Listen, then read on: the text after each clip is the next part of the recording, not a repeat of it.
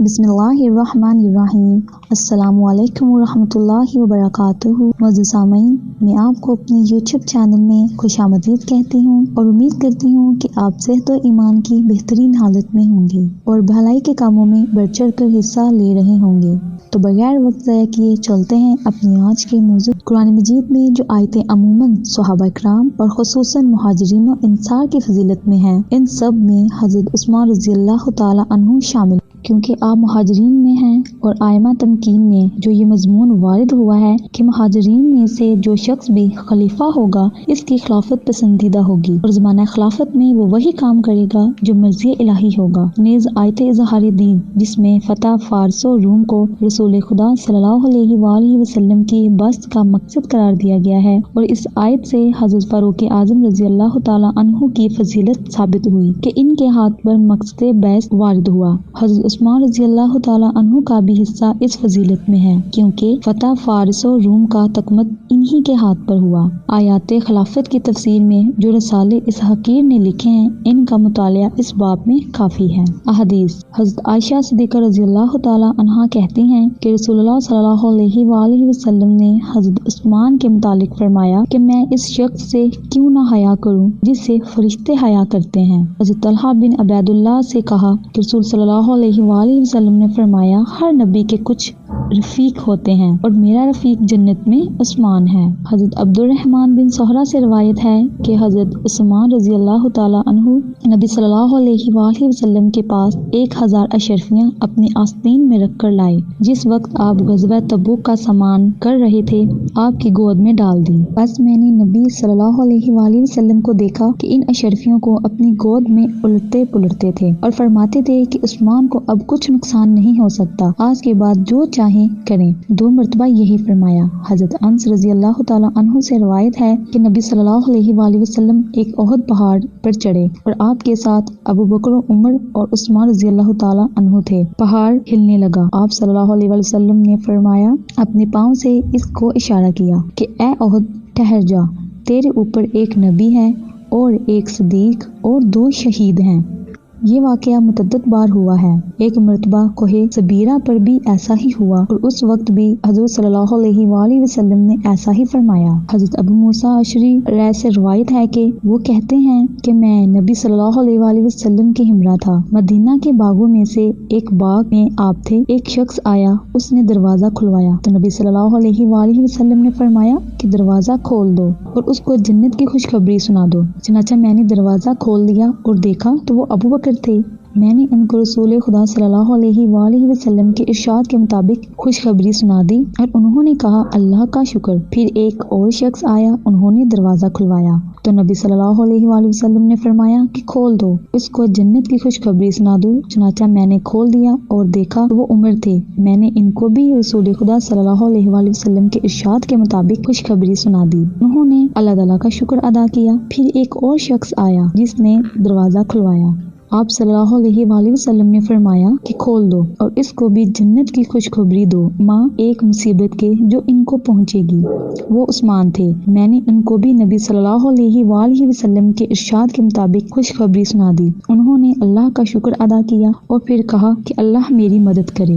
حضرت جابر رضی اللہ تعالی عنہ سے روایت ہے کہ رسول خدا صلی اللہ علیہ وآلہ وسلم نے فرمایا کہ آج رات کو ایک نیک شخص کو خواب میں دکھایا گیا، گویا ابو بکر رسول خدا صلی اللہ علیہ وآلہ وسلم کے دامن سے لٹکائے گئے ہیں اور عمر ابو بکر کے دامن سے اور عثمان عمر کے دامن سے۔ اور حضرت جابر کہتے ہیں کہ جب ہم رسول خدا صلی اللہ علیہ وآلہ وسلم کے پاس سے اٹھے تو ہم نے آپس میں کہا کہ وہ نیک شخص جس کو خواب میں دکھایا گیا رسول اللہ صلی اللہ علیہ وآلہ وسلم ہے، اور ایک کا دوسرے سے لٹکتا معلوم ہوتا ہے کہ یہ لوگ اس دین کے حاکم ہوں گے جس کے ساتھ اللہ نے اپنے نبی صلی اللہ علیہ وآلہ وسلم کو مابعوث کیا۔ یہ تعبیر خواب کی رسول خدا صلی اللہ علیہ وآلہ وسلم کے زمانہ ہی میں صحابہ کرام کی زبانوں پر تھی، لہٰذا اگر پسندیدہ خدا نہ ہوتی تو ضرور وحی کے ذریعے سے اس کی اطلاع کی جاتی۔ لہٰذا معلوم ہوا کہ ان تینوں کی خلافت پہلے سے ہی مقرر تھی اور معلوم تھی۔ حضرت انس رضی اللہ تعالیٰ عنہ سے روایت ہے کہ جب رسول خدا صلی اللہ علیہ وآلہ وسلم نے بیت الرضوان کا حکم دیا تو حضرت عثمان رضی اللہ تعالیٰ عنہ رسول خدا صلی اللہ علیہ وآلہ وسلم کے قاصد پیکر بن گئے۔ لوگوں نے بیعت شروع کر دی تو رسول اللہ صلی اللہ علیہ وآلہ وسلم نے فرمایا کہ عثمان اللہ اور اس کے رسول کے کام سے گئے ہوئے ہیں، لہٰذا ان کو بھی اس بیعت میں شریک کرنا ضروری ہے۔ پھر آپ نے ایک ہاتھ دوسرے ہاتھ پر مارا اور فرمایا کہ یہ بیعت عثمان کی ہے۔ پر رسول خدا صلی اللہ علیہ وآلہ وسلم کا ہاتھ جو عثمان کی طرف سے بیعت کے لیے تھا وہ لوگوں کے ہاتھ سے جو اپنے لیے تھے بہتر تھا۔ حضرت ابوبکر صدیق رضی اللہ تعالیٰ عنہ سے روایت ہے کہ ایک شخص نے رسول خدا صلی اللہ علیہ وآلہ وسلم سے کہا، میں نے خواب میں دیکھا گویا ترازو آسمان سے اتری اور آپ اور ابوبکر تولے گئے تو آپ کا وزن زیادہ رہا، اور ابوبکر و عمر تولے گئے تو ابوبکر کا وزن زیادہ رہا، اور عمر و عثمان تولے گئے تو عمر کا وزن زیادہ رہا، پھر وہ ترازو اٹھا لی گئی۔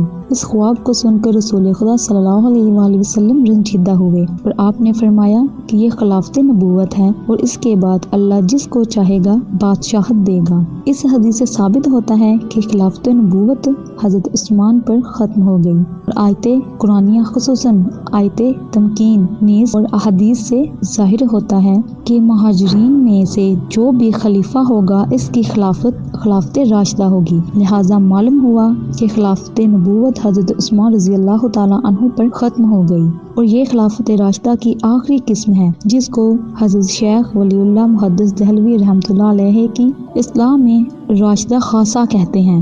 حضرت ابو ذر رضی اللہ تعالیٰ عنہ کہتے ہیں کہ ایک روز نبی صلی اللہ علیہ وآلہ وسلم تنہا بیٹھے ہوئے تھے کہ میں پہنچا اور آپ کے پاس بیٹھ گیا۔ پھر ابوبکر آئے، وہ سلام کر کے بیٹھ گئے، پھر عمر آئی، پھر عثمان آئے، اور رسول خدا صلی اللہ علیہ وآلہ وسلم کے سامنے 7 کنکریاں پڑی ہوئی تھیں۔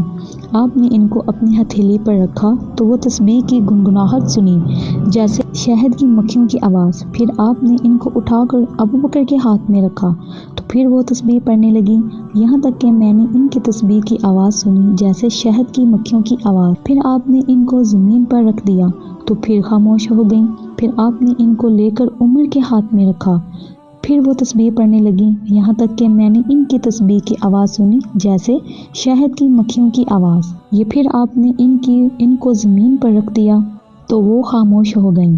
پھر آپ نے ان کو لے کر عثمان کے ہاتھ میں رکھا، وہ پھر تسبیح پڑھنے لگیں، یہاں تک کہ میں نے ان کی تسبیح کی آواز سنی۔ پھر آپ نے ان کو زمین پر رکھ دیا تو وہ خاموش ہو گئیں۔ پھر رسول خدا صلی اللہ علیہ وآلہ وسلم نے فرمایا کہ یہ خلافت نبوت ہے۔ بعد میں پھر جس قدر صحابی بیٹھے ہوئے تھے سب کے ہاتھ میں یکے بعد دیگرے وہ کنکریاں آپ نے رکھیں، مگر کسی کے ہاتھ میں انہوں نے تسبیح نہ پڑھی۔